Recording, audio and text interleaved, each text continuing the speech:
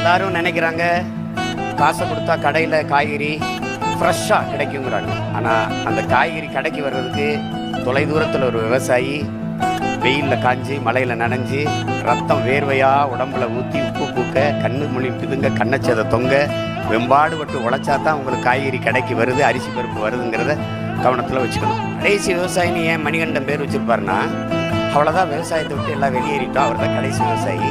அப்போ என்ன ஆகும்னு நீங்கள் நினச்சிக்கணும்.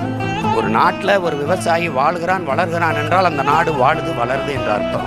ஒரு நாட்டில் விவசாயி வாழ முடியாமல் சாகுறான் என்றால் அந்த நாடு நாடில்லை சுடுகாடு என்று அர்த்தம். உலகத்தில் வேளாண்மையை கைவிட்ட எல்லா நாடுகளும் பிச்சை எடுக்கும். நீங்கள் தொழில் வளர்ச்சிங்கிறீங்க. தொழில் வளர்ச்சி, வேலை வாய்ப்பு. வேலை பார்த்தா சம்பளம் கிடைக்கும். சம்பளத்துக்கு என்ன செய்வீங்க?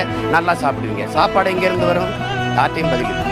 விவசாயத்தை படிக்காதவன் செய்கிற தொழில் என்று நினைக்கிறீங்க. விவசாயம் தொழிலே கிடையாது. அது நம் பண்பாடு, நம்முடைய வாழ்வியல் என்பதை நீங்கள் புரிஞ்சுக்கணும்.